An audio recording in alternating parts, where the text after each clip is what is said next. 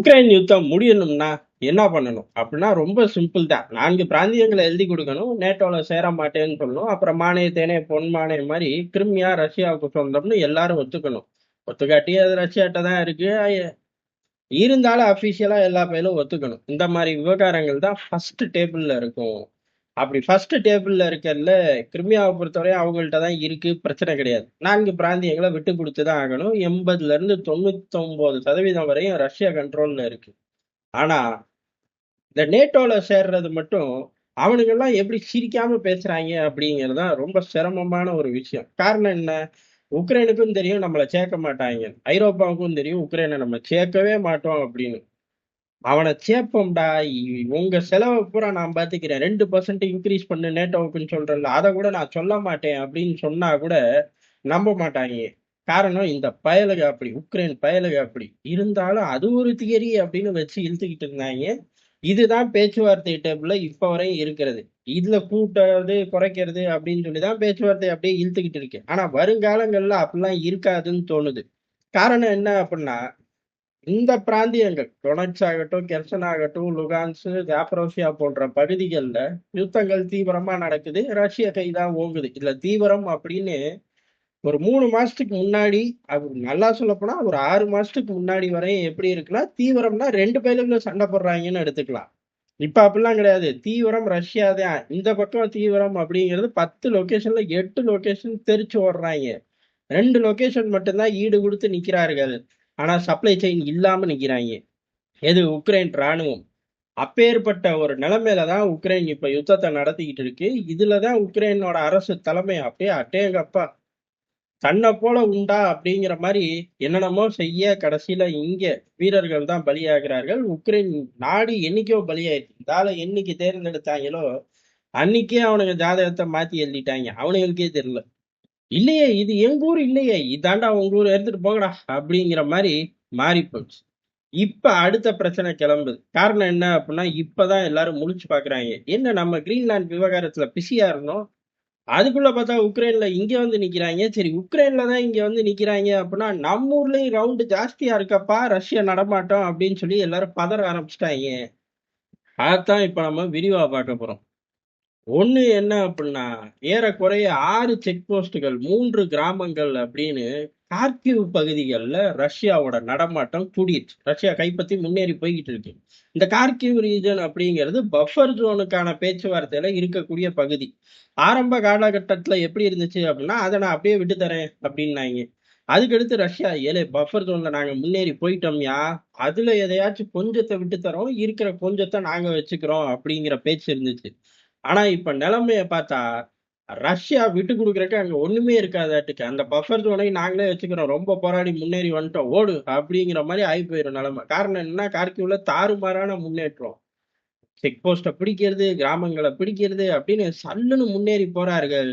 இது ஒரு முக்கியமான திருப்பம். காரணம் இப்ப இந்த 4 பிராந்தியங்கள் பேச்சுவார்த்தையில உண்மையா இருக்குது, பொய்யா இருக்குது, இதெல்லாம் தாண்டி பேச்சுவார்த்தையில உட்காரும் போதே 4 ரஷ்யாவுக்கு சொந்தம்.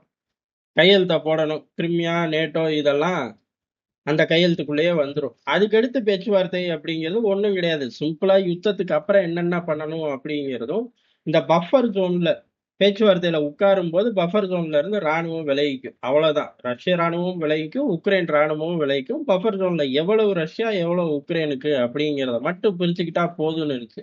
ஆனா இப்ப ரஷ்யா கொடுக்குற அடி, முன்னேற வேகத்தை பார்த்து ஐரோப்பா பயப்படுது, உக்ரைன் பயப்படுது. அண்ணன் அமெரிக்கா மட்டும் இன்னும் ரியாக்ட் பண்ணாம இருக்கான். காரணம், அண்ணன் அமெரிக்கா பிஸியா இருக்கான்னு எடுத்துக்கலாம், இல்ல அண்ணன் அமெரிக்கா ரசிக்கிறான்னு எடுத்துக்கலாம். ஏன்னா ட்ரம்ப் என்ன நினைப்பாருன்னு அவருக்கும் தெரியாது, நமக்கும் தெரியாது. ஆனா விடிஞ்சு எந்திரிச்சா அண்ணன் என்ன சொல்லியிருக்காரு அப்படின்னு சொல்லி உத்து பார்க்கணும். இப்ப அவர் ஜேபி மார்கனோட போட்டி போட்டுக்கிட்டு இருக்காரு. அதனால அந்த பக்கம் பிஸியா இருக்காரு. வருவார், 2 மணி நேரம் கழிச்சு ஃப்ரீ ஆயிட்டு நம்ம பக்கம் வந்துருவார். ஆனா இந்த 2 பேருங்க பெரிய அளவு பயந்து போயிருக்காங்க. இந்த பகுதிகளை எப்படி காப்பாத்துறது, இப்படி முன்னேறிட்டு வந்தா புடிச்சு போடுவாங்களோ. ஏற்கனவே ஒடிசா பிளான் பண்ணி நகருது ரஷ்ய ராணுவம், அதை எப்படி தடுக்கிறதுனே அவனுங்களுக்கு தெரியல. இந்த பக்கம் கார்கிவ், ஏகப்பட்ட பகுதிகள் போகும்போது உக்ரைனை சரிபாதி எடுத்துருவார்களோ அப்படிங்கிறது. இப்ப 20% 30% போய் 50-50 போ அப்படின்னு வந்துரும் அப்படிங்கிற ஒரு அச்சம் இப்ப உக்ரைன்ல உள்ள அம்புட்டு மனசுலயும் வந்திருக்கு. இப்பதான் அவனுக்கு பயமே வருது. இந்த பயம்லாம் 3 வருஷத்துக்கு முன்னாடி வந்திருக்கணும். லேட்டா வருது. ஆனா புத்தி வந்திருக்கான்னு கேட்டா, புத்தியெல்லாம் வரல. பயம் மட்டும் தான் வந்திருக்கு. காரணம் இம்புட்டையும் கோட் பண்ணி ஜெலன்ஸ்கி ஐரோப்பால சொல்றது, "இதுக்கடுத்து நீங்க தான்டா" அப்படிங்கிறாரு. டேய் இவ்வளோ வந்துருச்சு, டக்குனு எங்கள காப்பாத்தி விடுங்கடான்னா, அது 2வது விஷயம். இதுக்கடுத்து நீங்க தான். அதனால இப்ப எங்கள சப்போர்ட் பண்ணி ரஷ்யாவ வெளியேத்துற வழிய பாரு அப்படிங்கிறாய்ங்க. அட இம்புட்டு தூரம் வந்தவன எப்புட்றா வெளியேத்துறது? சிம்பிளான தியரி. அதுக்கு மொத்த பேரும் ஒண்ணு சேர்ந்து ரஷ்யாவ நேரடியா எதிர்க்கணும். அது முடியுமா? முடியாது. அப்படி எதிர்த்தாலும் முடியுமா? அது காலம் தான் பதில் சொல்லும். நம்ம ஆட்கள் நம்ம எல்லாரும் முடியாதுன்ட்டு போயிருவோம். இருந்தாலும் யுத்த களம் எப்படி வேணாலும் ட்விஸ்ட் குடுக்கும் அப்படின்னு ஒரு 2% விட்டு குடுக்கலாம் இவர்களுக்காக. அந்த 2% வாங்கி ரசிப்பாய்ங்களா அப்படின்னு கேட்டா, 2% தான் சொல்ற, நான் வெற்றி பெறுவேன் 100% சொல்லுன்னு நம்மள வம்பிழுப்பாய்ங்க. வெற்றி பெற்றா வெற்றி பெற்றோம்னு சொல்லப் போறோம். அது என்ன நீ பெற்றுவேன்னு நாங்க இங்க உட்கார்ந்து ஜோசியம் பார்க்கறது. போடா! அப்படின்னு சொல்லி நம்ம மல்லு கட்டிக்கிட்டு இருக்கணும். இந்த அக்கப்போரத்தான் பண்ணுவாங்களே ஒழிய, ஆக்கப்பூர்வமா எதுவும் பண்ணுவாங்களான்னு கேட்டா பண்ண மாட்டாய்ங்க.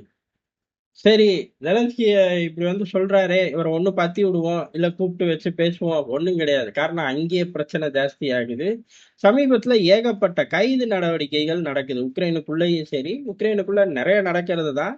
ஐரோப்பாவுக்குள்ள ஒரு 6 மாசத்துக்கு முன்னாடி ரஷ்ய உளவாளிகள பிடிச்சுப்புட்டு, ஆஹா! ரஷ்யா உளவு பாக்குது, என்ன பண்ண போறாய்ங்களோ அப்படின்னு பயந்து கிடந்தாய்ங்க. 6 மாசம் ஆச்சுல்ல, குளிர் விட்டு போச்சாட்டுக்கு. அதுல தான் இந்த ஸ்டேட்மெண்ட் அது இது ஓட்டி, இப்ப மறுபடியும் பயந்து போய் அப்படி பின்வாங்கி நிக்கும்போது, மீண்டும் பெரிய அளவுல ரஷ்ய உளவாளிகள் ஜெர்மன்குள்ள, ஐரோப்பால மற்ற பகுதிகள்ல கைது செய்யப்படுகிறார்கள்.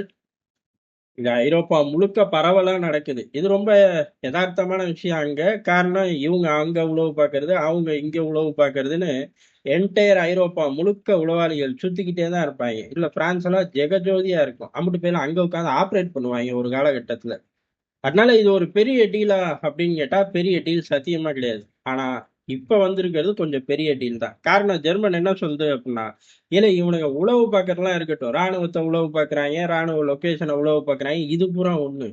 அரசியல் கட்சிகளுக்குள்ள ஊடுருவுறாய்ங்க. எப்படி அமெரிக்கால லாபி செய்றவங்களுக்கு பல குழுக்கள் இருக்கும். அதே மாரி இங்க அரசியல் கட்சிக்குள்ள ஊடுருவி, பெரிய அளவு திருப்பங்கள கொண்டு வரதுக்கு அந்த தலைவர்கள வளைக்கிறார்கள்" அப்படின்னு மறைமுகமா சொல்றார்கள். அது தொடர்ந்து தான் கைது நடவடிக்கை. உளவு பார்த்த கைது நடவடிக்கைலாம் 2வது.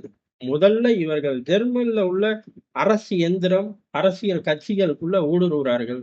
உளவாளிகள் போறார்கள், தலைவர்கள சந்திக்கிறார்கள், அப்படியே அவர்கள ட்விஸ்ட் பண்றார்கள், ரஷ்ய ஆதரவா மாத்துறார்கள் அப்படின்னு சொல்லி ஒரு பெரிய குற்றச்சாட்ட சொல்லியிருக்கார்கள். இதெல்லாம் நடந்துச்சு அப்படின்னா ஜெர்மன் பொழப்பு நாறிருமே அப்படின்னு கேட்டா, இந்த இடத்துல தான் இன்னொரு கதையும் சொல்றார்கள். காரணம் என்ன அப்படின்னா, ரஷ்ய அதிபர் ஓப்பனாவே சொல்லியிருக்காரு. இன்னமும் ஜெர்மன்ல எனக்கு நிறைய நண்பர்கள் இருக்கார்கள். அந்த நிறைய நண்பர்களுக்கு சப்போர்ட், பேக்கப், லாபி செய்ற குழுக்கள்.